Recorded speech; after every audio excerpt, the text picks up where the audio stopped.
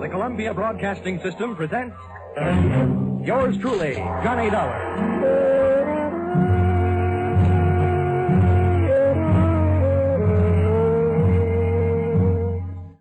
The next half hour has its baggage packed to take a trip with America's fabulous freelance insurance investigator, Johnny Dollar. At insurance investigation, he is just an expert. At making out his expense account, he is an absolute genius.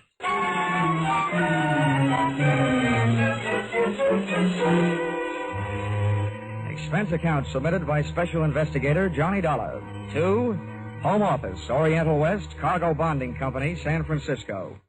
The following is an accounting of my expenditures during my investigation of delayed cargo aboard the SS Shanghai Wayfarer, or the case of the slow boat from China. Expense account, item 1, $181.52. Plane fare from Hartford to San Francisco in answer to your urgent call. Expense account, item 2, $3. Lunch on Fisherman's Wharf in answer to my stomach's urgent call. Item 3, $1.20, cab fare to your office. Dollar, my name is Fundy. I haven't had the pleasure of meeting you before. And may I say it's a pleasure meeting you. It's a rough trip. I'm glad it's over. Over? Oh, it's just begun. Here, Dollar. This is your plane ticket to Singapore. Singapore? Mm-hmm. You know, Fundy, I had a choice. Really? To come to San Francisco to see you, or to take a case in Boston. A nice old lady on Beacon Hill clubbed her husband with an early American bed warmer. But no, rather than New England broiled lobster, I'd rather have San Francisco cracked crab. Now, all of a sudden, Singapore. May I ask why? Yes. We've bonded against the delay a $120,000 cargo of raw tin aboard the Shanghai Wayfarer. The ship was due to sail from Singapore 3 weeks ago. Still out there, tied up in the Tanjong Pagar dock. What's the delay? Mutinous, mechanical, or just plain mysterious? I'm afraid it's a little of each. We flew an expediter out there 10 days ago to see what he could do. All the satisfaction we've had from this man, Harrison, is a report that since his arrival, the Wayfarer's main shaft is burned out, her freshwater pumps have fouled up, and her steering machinery has gone on the fritz. You don't need an insurance investigator. You need a good plumber. Well, maybe you're right. But anyhow, you'll find our man Harrison, William Harrison, at the Crown Colony Hotel. He'll fill in the details. Dollar, you have only a matter of hours after you hit Singapore to get the Shanghai Wayfarer started on its way. I must impress upon you the fact that any delay after that will cost this company $2,500 a day. Well, all I can promise is the old college try. Times like this, I wish I'd gone to college. Well, anyway, I'm in the right town to make my last night in the States a good one. A few drinks with the right gal at the top of the mark. A few rare steaks at Alfred's. A few dances to Freddie Martin's music at the St. Francis. A few moments alone in the arms... Dollar. Huh? That sounds mighty good. But your plane leaves in 2 hours. 2 hours? Well, I guess I'll have to do without the drinks, the dinner, and the dancing.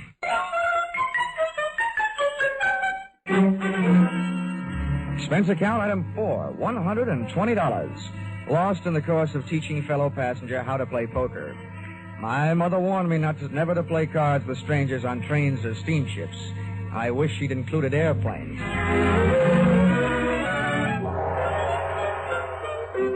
You'd implied, Fundy, that the situation smelled. Well, you should have caught a whiff of the city, especially the native sections, through which I had to pass on my way to the Crown Colony Hotel.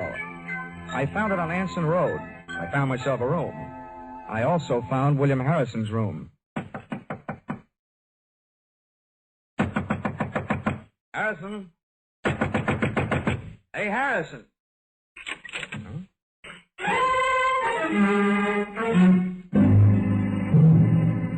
But I didn't find Harrison. All I found was a calling card from my old friend Trouble.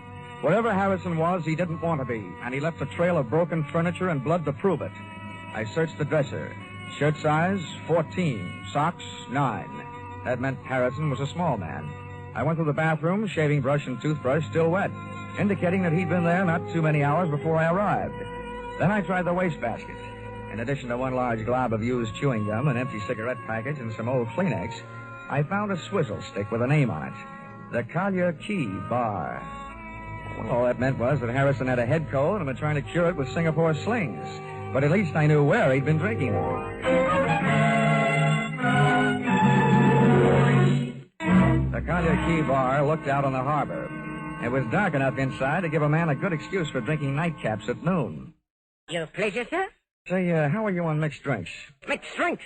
Governor, if I don't know how to make 'em, I look 'em up in the book. If they ain't in the book, I fake 'em. Now, what'll it be? Straight bourbon. Right, Joseph. Oh, hey, bartender. Yes, sir. Are you by any chance acquainted with an American named Harrison? Edison, sir? Yeah. He arrived in Singapore about 10 days ago. Small man with a cold in his head. Oh, Edison. Sure, I know him right enough. He's been coming in every night with a chief engineer from one of the ships in port. Oh, yeah? What ship is that? Well, the Shanghai Wayfarer, I think. Oh, the Shanghai Wayfarer. What's this engineer's name? Yeah, now, hold on. I ain't getting him into any trouble, am I? He's a nice chap, he is. A handsome tipper. This handsome? My governor, $20 American. Why? Compared to you, sir, Mr. Frank Moore is downright tight-fisted. Well, how about that? I done it. I let Mr. Frank Moore's name slip right out. My missus is right. For a little man, I've got a ruddy large mouth.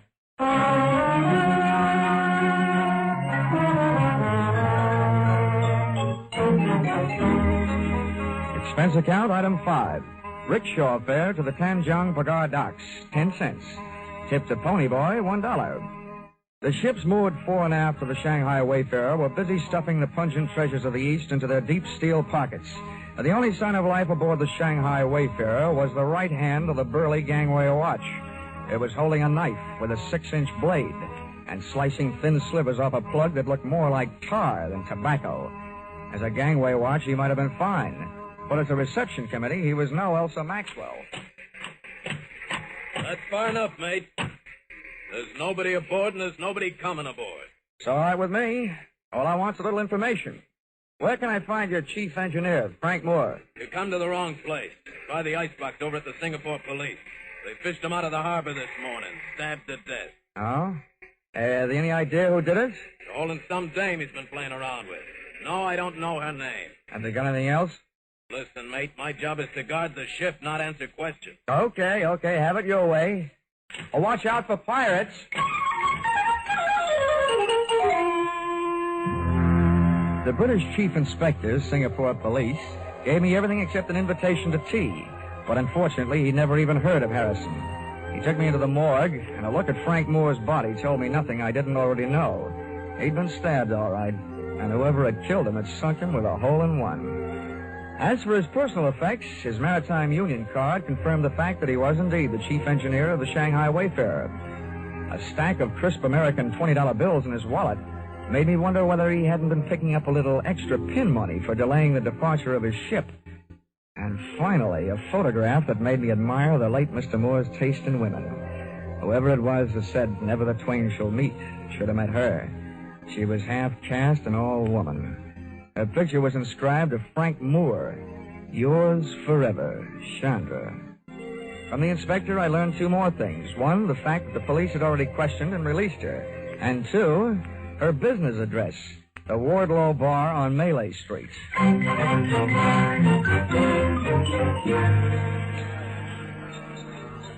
Mr. Young. You like a midnight sing-song girl? No, the only girl I want to hear sing songs is Dinah Shore. Go on, beat it, will you? Oh, hey, wait a minute. Yes, do I? Where's Chandra? Oh, she go across to Penang tonight. You buy me drink, mister? We sit right over there. Ramonda, Tagona, get it. Oh, Ramonda, hello. I put you away home to Shanghai one night in your own coffin. Complete with stab wounds, no doubt. Why you say that? Why you ask for Chandra? I'm a stranger in town. I can't find a local chapter of the Lonely Hearts Club. So, shall we find a quiet table? I don't know you. No, but you knew Frank Moore. That gives us something in common. Over there is one. Yeah? This doesn't sound like a very quiet table to me. In Singapore, you will learn whispers stand out in the quiet. They disappear in the noise. I'll bow to the wisdom of the native guide. But who said I had any secrets? You talk about Frank Moore, so I know if you do not have secrets to give, there must be secrets you like to learn. But I tell the police everything I know, which is nothing. Oh. No, you are disappointed in me? No, not at all. You make good scenery. And I'll bet there's quite a story that goes with you. Oh, you find me interesting. I'm a man. Why do you come to me? Well, there were two places I could go for what I'm after. And you're much prettier than the SS Shanghai Wayfarer. I'm looking for a lead on a man named Harrison. Your murdered friend Frank Moore knew him, so figures you know him. You are wrong. I do not know him. I do not even know you. Oh, well, that's soon fixed. My name is Johnny Dollar. Your name is nice. Especially the dollar part, huh? You are very droll, but I see when you make this joke there is no smile on your face. You are worried about your friend, Mr. Harrison? Yeah, that's right. Maybe he was lonely tonight. Maybe he does not want you to find him. You certainly make me feel much better. How about a drink?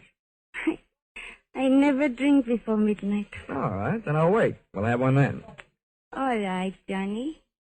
But we don't have it here. We go to my house. There it is cool on the river. And there it is quiet.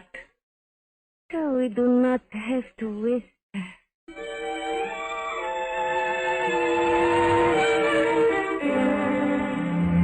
Midnight must have been invented for Singapore, and her house must have been invented for midnight. Only one thing looked out of place. Up on the wall was a souvenir of Chandra's war effort, a real American baseball bat, a Louisville Slugger. And on it was written, "Remember the U.S. Marines." Everything else in the place was soft.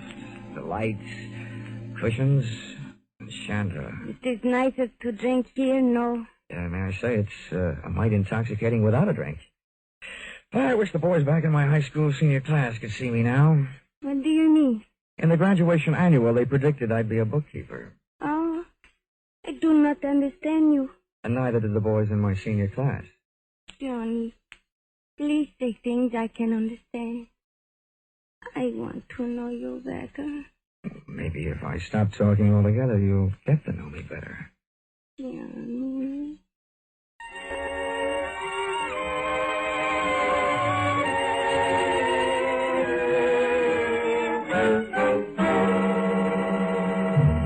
So I stopped talking, but I didn't stop thinking.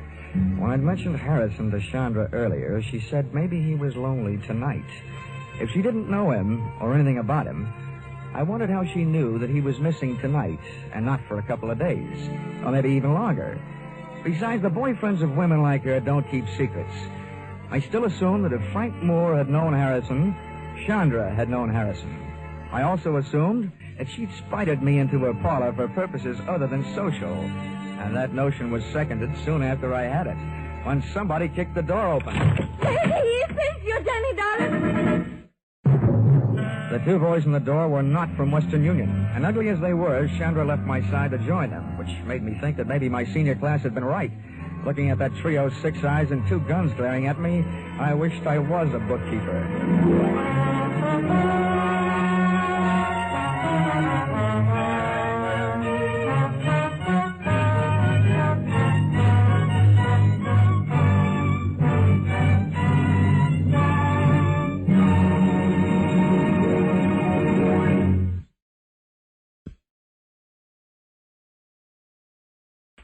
In just a moment, we'll return to the second act of Yours Truly, Johnny Dollar. But first, here it is almost the end of February. All over the country, people are thinking about their new cars.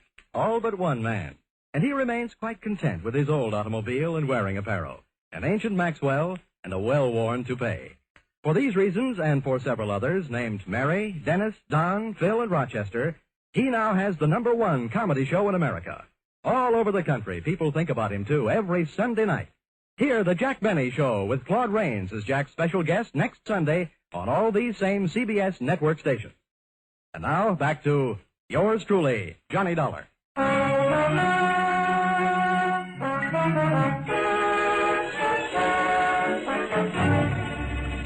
men with the guns, described from left to right, were a fat man with 3 chins and a bald dome, and with him, a punk with a sneer and arms that were too long for the rest of them. They gun-muzzled me into a chair and started making anything but sense. Very well, Sandra, my dear. We are at last face to face with the mysterious stranger, Johnny Dollar. Oh, don't kill the suspense and tell me why. He knows why. He came to the Wardlow bar. He knew about Frank Moore, and he was looking for the other one, Harrison. That's why I phoned you. Well, it would seem then that this unfortunate chain of events is nearing the final link. Yeah, this guy uses his head better than Harrison did. Well, Dollar? I'm using my head right now. Splendid. So doing, you may well prevent Harrison's death, as well as your own. Oh, well, that's better than nothing. But is that all you can offer? Skip the bargaining, Rusline. Takes too much time. Quiet, Corgi. There are times when money is cheaper than the results of your kind of blind violence. Well, Dollar, you do have a price. Take a tip from my last name. Start bidding. I tell you, you're nuts, Rusline. You aren't sure he knows where it is. He must know. He was looking for Harrison. They both know. You be quiet, both of you. 500 pounds English dollar. Where is it? At times like this, I keep my mouth shut and my ears open. 750. Surely, Dollar, since you've entered the situation at such a late date, that is profit enough. Oh, well, I'm a man of expensive tastes. I've always aspired to such things as $200 cigarette lighters. Go ahead. Keep spitting out that wise talk and you'll be spitting out teeth. How'd you like to go swimming with your hands and feet tied? I could bite my tongue. Not yet, Corgi, my boy. This man is worthless, dead. Perhaps, Dollar, we can induce you to talk in much the same way as we could prepare to pat it by slitting the tongue. You know, Rosalind, your mother must have been scared by Sidney Greenstreet. Either this guy is nuts or he doesn't know anything. What I know would fill a police blotter. Corgi, you know nothing of psychology, my boy. What this man is attempting to pass off as a show of bravery is based purely on the knowledge that he is, momentarily at least, of some considerable value to us alive. Now, Dollar, be careful. Before you make your final decision, bear in mind you've heard our final offer. Now, sir, what shall it be? Oh, the squirrel said to the little girl when she asked him what he wanted for Christmas, nuts. Very well, Dollar. Corgi. Thanks.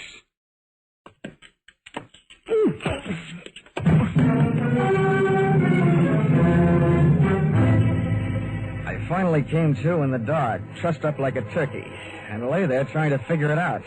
Obviously, the two rude dudes thought I knew something I didn't know.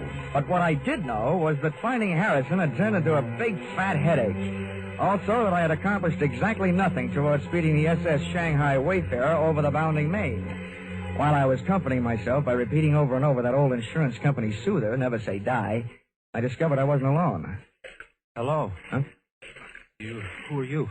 Well, you were here first. You tell me. Well, my name is Harrison. Harrison? Yes, who are you? I'm Johnny Dollar. I was sent out here by the Oriental West Cargo Bonding Company. Oriental West? Yes, I was supposed to do what you couldn't get done.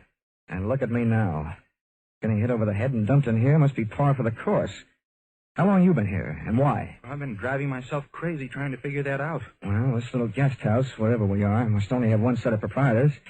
I can tell you who they are, at least by the names they're using tonight. Rosalind and Corgi. They offered me 750 English pounds to tell them where something called It was. What is It? What's a package? What's in it? I don't know. It belonged to the chief engineer of the Shanghai Wayfarer, Frank Moore. He was helping me try to get the ship on its way, and I owed him a favor. He asked me to drop this package at a bar, the Wardlow bar, yeah, go ahead. That's right. I was supposed to give it to a girl named Chandra. She wasn't there, so I got her address and went out to her place. You mean that package is at Chandra's house? Yes. When I got out there, the Chinese maid let me in. I waited as long as I could, and then rather than leave what might be a valuable package just lying around loose, I put it into the bottom drawer of a dresser and left. Oh, great. For such things, I go around laying down my life. Well, it's obvious that these men will stop at nothing to get their hands on that package. Well, when they asked you where it was, why didn't you tell them? Then neither one of us would be here. What's more, I'm beginning to think the sooner they get the package, the sooner our ship sails. Frank Moore had been a good friend to me. He wanted Chandra to have it, and I couldn't just turn it over to those two. Well, I've got some news for you. And this should make you really unhappy. Those two happen to be in business with Chandra. They're all on the same team. She's one of them. What an idiot I've been. Well, here we are, all roped up. You know, for a pair of guys who came out here to speed a shipload of raw tin on its way, we're doing just dandy. We're lucky if we get out of this thing alive. Offhand, I'd say our host probably murdered Frank Moore trying to get that package. Maybe we're next. Uh-oh. Maybe right now.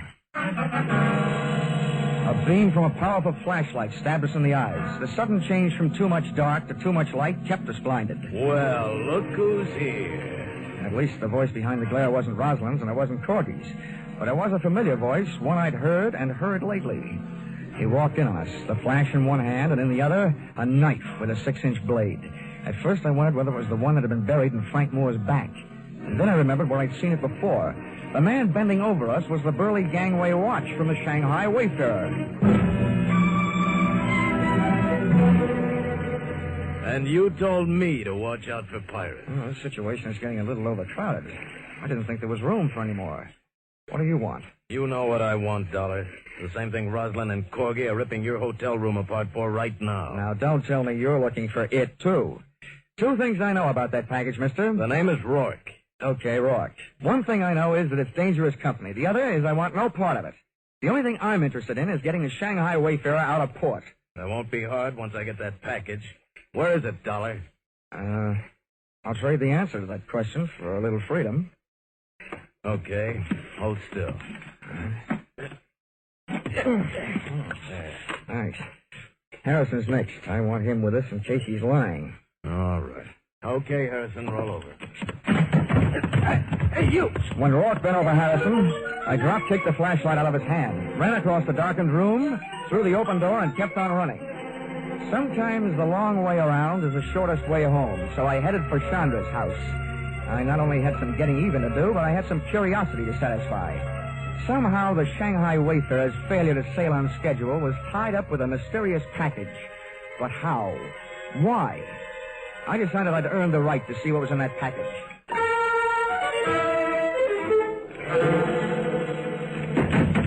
Johnny! I didn't want you to be lonely. I heard your playmates are over making themselves at home in my room, so I thought you and I could have a little chat. Maybe I've got a surprise for you. What, Johnny? I think I know where that package is. Johnny. You get that package. We both don't worry for the rest of our lives. But we must hurry before Rosalind and Corgi come back. We go now. Okay, where's your bedroom? Johnny, what do you mean? Oh, come on, where is it? Come, I'll show you.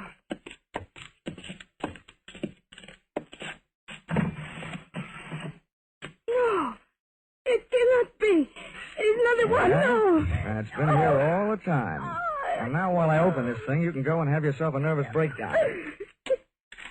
Say, this is more fun than unwrapping Christmas presents. And now I take off the cover. Wow. Now I know how the winner feels on Hit the Jackpot. The package was paper all the way through, brown wrapping on the outside and green spending on the inside. Big bundles of fresh, clean American 20s. Thousands of the same kind of bills that the Singapore police had found in the late Frank Moore's wallet. It would have taken half a day to count it, and I'd wasted too much time already. They'll be no good to you without me, Johnny. You have to know how to get rid of them. Oh, counterfeit, huh? Yes.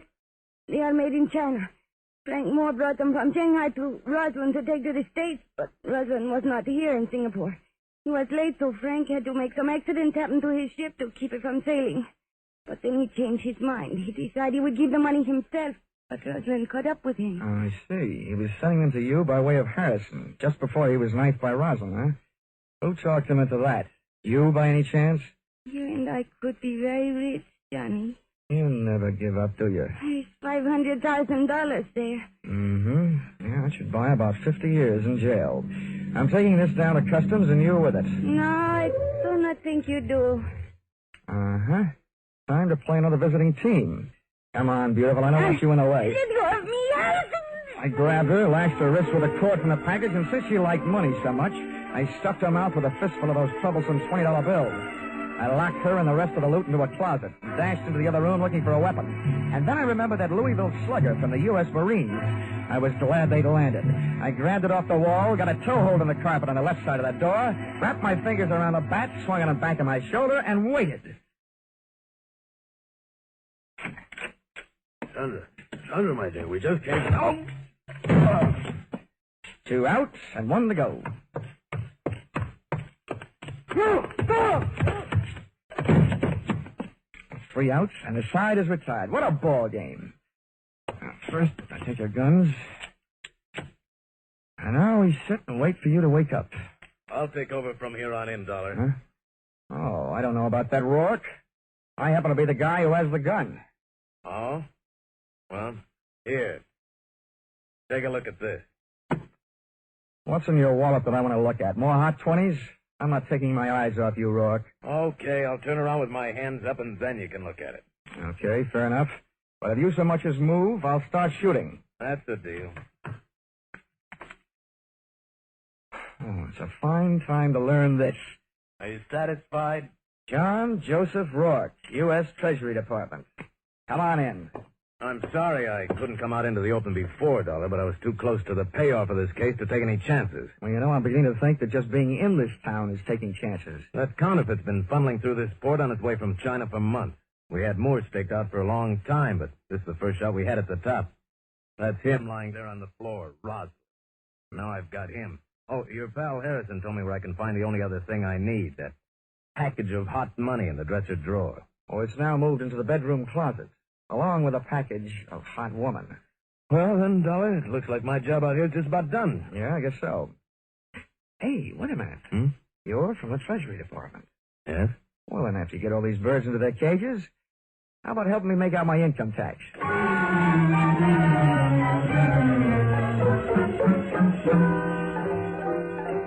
Expense account, item 6. Hotel bill, 1 night in Singapore, $5. Item 7, 1 new outfit, replacing mine, which was ruined in course of taking midnight dip in Singapore River, $200. Item 8, $20. Bar checks for cheering up one William Harrison, your expediter, whose innocence had him running errands for the man who was holding up the departure of your ship. Item 9, $375. Spent while killing time until the departure of my plane back to the States, after the Shanghai Wayfarer finally sailed. You see, this time, I had 4 hours on my hands instead of the 2 you allowed me in San Francisco. Expense account total, $1,407. Signed, yours, truly, Johnny Dollar.